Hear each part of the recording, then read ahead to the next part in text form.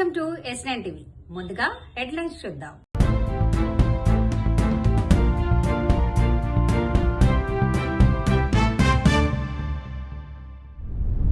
అనుభవం లేని డ్రైవర్లతో ప్రమాదాలు.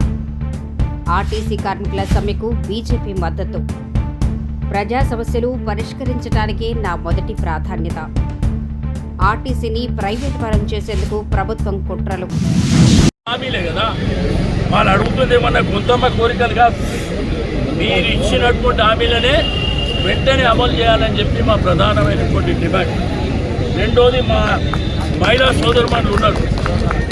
మహిళా సోదరుమణుల వాళ్ళకు కూడా అనేకమైనటువంటి ఇష్యూస్ ఉన్నాయి. ఆ ఇష్యూస్ను కూడా వెంటనే సాల్వ్ చేయవలసినటువంటి అవసరం ఉన్నది. ఇప్పటికే బీఆర్సీలో రెండు పెండింగ్ పెట్టింది ఇప్పటి వరకు. ఆ ఫిట్మెంట్ విషయంలో ఆ రోజు కేసీఆర్ గారు పెద్ద మనసుతోని 21% నుంచి 30% వరకు జీతాలు పెంచింది. కానీ ఈ ప్రభుత్వం వచ్చిన తర్వాత దానికంటే ఎక్కువ చేస్తామని చెప్పినటువంటి వాళ్ళు ఈరోజు వీళ్ళ రోడ్ల పాలు చేసి వాళ్ళ కుటుంబాలని, వాళ్ళ పిల్లల్ని, అంటే వీళ్ళు పనిచేసేది 37,000 మంది అయినా కానీ వీళ్ళ కుటుంబాలతో కలిపితే 2.5-3 లక్షల మంది ఉంటారు. కాబట్టి ఇప్పటికైనా కానీ ప్రభుత్వం దిగొచ్చి వాళ్ళ న్యాయమైనటువంటి కోరికలని వెంటనే పరిష్కారం చేయండి. ఇదేంటంటే ఏదో ప్రతిపక్ష పార్టీలో మేమేదో ఇంకోటే కాదు. ఈ ప్రభుత్వం బాధ్యత. ఈరోజు క్యాబినెట్ ఉంది. క్యాబినెట్ అయిన తర్వాత వెంటనే చర్చలు జరిపి వాళ్ళ న్యాయమైనటువంటి కోరికలు మీరు ఇంప్లిమెంట్ చేయవలసినటువంటి అవసరం ఉంది. లేకపోతే ఈ పోరాటం తుది వరకు ఆగదు. అల్టిమేట్గా సెక్రటరియట్ ముట్టడి చేస్తాం. ఈ ప్రభుత్వాన్ని మెడలు ఉంచైనా కానీ ఆర్టీసీ హక్కుల సాధన కోసం మేము పాటుపడతామని చెప్తలేదు. డిపోలో 2వ రోజు కొనసాగుతున్న సమ్మెలో పాల్గొంటున్నాం అందరం. ఇవాళ మా డిపోలో ఒక ఇన్సిడెంట్ అయింది. ప్రైవేటు డ్రైవర్ని తీసుకొచ్చి మొదటి బస్సునే మంచిగా గేటుకు మంచిగా తలిగించుకొని మంచి రివార్డ్ తీసుకొని మంచిగా ఫస్ట్ డిపోలనే ముహూర్తం పెట్టుకొని పోయాడు. కాబట్టి ఇట్లాంటి అనుభవం లేని డ్రైవర్లను తీసుకొచ్చి బస్సులను ఖరాబ్ చేయొద్దు.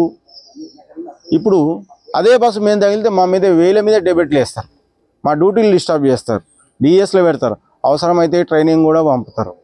కాబట్టి ఇలాంటి ఇప్పుడు అనుభవం లేని డ్రైవర్లను తీసుకొచ్చి రోడ్డు మీదకి పంపిస్తే బైకులు, కార్లు, రకరకాల బైకులు ఉంటాయి, మనుషులు ఉంటారు. ఆ మనుషుల మీదకి వాళ్ళ ప్రాణాలను ఎందుకు చెలగాటలాడుతారు అని చెప్పి ఈ ప్రభుత్వాన్ని మరియు యాజమాన్యాన్ని రిక్వెస్ట్ చేస్తున్నాం. మా సమస్యలు పరిష్కారం చేయండి. ఆ సమస్యలు ఇవాళ పెట్టలేవి. ఇవాళ నిన్న పెట్టి మేము రేపే అడుగుతలేము. ఒక దగ్గర సంవత్సరాలు గడుస్తుంది. రేవంత్ రెడ్డి గారి ప్రభుత్వం వచ్చిన తర్వాత ఒక 1 ఇయర్, ఒక సంవత్సరం అయింది అనుకోవడం కాదు, 2 సంవత్సరాలు దాటిపోయింది. అయినా కూడా సమస్యల పరిష్కారానికి ఎలాంటి సానుకూల వాతావరణం చూపకపోవడం మరియు ఇట్లాంటి డ్రైవర్లు తీసుకొచ్చి పబ్లిక్ ప్రాణాలను చెలగడం ఆడొద్దని చెప్పి ఈ సందర్భంగా తెలియజేస్తూ మా బర్కత్పుర డిపో తరఫున ఇక్కడ వచ్చిన మా జేఏసీ చైర్మన్ గారు కూడా మాట్లాడతారు. ఇంటి లోన్ వరకు పెట్టుకోవడం జరిగింది. వీటిలన్నింటినీ కూడా ఇంటి లోన్ అయితే కనుక ఇమీడియట్ గానే అతి త్వరలోనే శాంక్షన్ అయిపోతుంది. ఇంటి స్థలాలు కూడా చాలా తొందరగా ఇక్కడ అప్రూవ్ చేస్తానికి ప్రయత్నాలు జరుగుతూ ఉన్నాయి. ఈ వితంతు పెన్షన్లు కానీ మిగతా పెన్షన్లు అన్నింటినీ కూడా ఎప్పుడు ఓపెన్ అయితే అప్పుడు మన ఇక్కడి నుంచి వెల్ఫేర్ అసిస్టెంట్ మీ దగ్గరికి మీకు ఇన్ఫార్మ్ చేసి అది పూర్తి చేస్తాడు, తప్పకుండా జరుగుతుందని కూడా మీకు అందరికి హామీ ఇస్తున్నాను.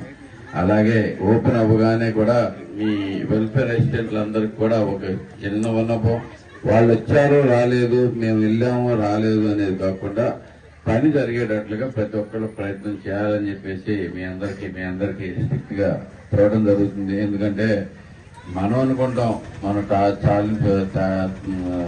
చాటింపు వేసాము, మనం అంతా అందరికీ ప్రచారం చేశాము, అయినా కానీ రాలేదు అని. అది వాస్తవం కాదు. ఇంటింటికి వెళ్లాల్సిన అవసరం ఉంది. పెట్టుకున్న ప్రతి ఒక్కరికి అట్లీస్ట్ వాళ్ళ ఫోన్ నెంబర్లు ఉంటే వాళ్ళందరికి కాల్ చేయండి. నేనైతే కనుక ఎవరైనా కానీ ఎవరిదైనా మిస్ అయితే కనుక చాలా సీరియస్ గా తీసుకుంటా అని చెప్పేసి కూడా మీకు తెలియజేస్తాం. చాలా అందరూ కూడా స్ట్రాంగ్ గా వర్క్ చేద్దాం. మనం ఉండేది ప్రజా సమస్యలు సాల్వ్ చేసుకోవడానికి. మీరందరూ కూడా ఇప్పుడు ప్రభుత్వం ఎలా పనిచేస్తుంది అనే దానికి మీ ప్రధానంగా మీ వర్క్ మీద డిపెండ్ అయి ఉంటది. అనేక పథకాలు పెడతా ఉంటాం, అనేక రకాల శాంక్షన్స్ ఇస్తూ ఉంటాం, కానీ వాటిని అమలు చేయాల్సిన బాధ్యత అధికారులకే ఉంది. గుడివాడలో అధికారులందరూ సిన్సియర్ గానే పనిచేస్తున్నారని ఆశిస్తున్నాను. సో మీ అందరికీ కూడా స్పెషల్ రిక్వెస్ట్, మనందరం కలిసి బాగు చేసుకుందాం. ఈ ప్రభుత్వంకి వచ్చే మంచి పేరు కూడా మీకు కూడా భాగం కలిగేట్టుగా మేము అందరూ చేస్తానని చెప్పేసి తెలియజేసుకుంటాం. సెలవు తీసుకుంటాం. Thank you very much. ప్రధానమంత్రి నరేంద్ర మోడీ గారి ఆదేశాలతో దేశంలో ఉన్నటువంటి అన్ని అంగన్వాడీలను అప్గ్రేడ్ చేసేటువంటి కార్యక్రమము ఈరోజు కేంద్ర ప్రభుత్వం చేపట్టడం జరిగింది. ఎందుకంటే ఈరోజు బస్తీలలో, గ్రామాలలో ఉన్నటువంటి పేద ప్రజలు ఎవరైతే ఉంటారో, మధ్యతరగతి ప్రజలు ఎవరైతే ఉంటారో, వాళ్ళ పిల్లలు చిన్నగా ఉన్నప్పుడే వాళ్ళకు సమాజం గురించి, తమ భవిష్యత్తు గురించి, విద్య యొక్క ఆవశ్యకత గురించి వాళ్ళకు చైతన్యం చేయాల్సినటువంటి అవసరం ఉంది. అందుకే చిన్నపిల్లలుగా ఉన్నప్పుడే వాళ్ళకు అన్ని రకాలుగా ఆటలు, పాటలు, విద్య, నైపుణ్యము, మరి ఆ దిశలో వాళ్ళని మోటివేట్ చేయాల్సినటువంటి అవసరం ఉంది.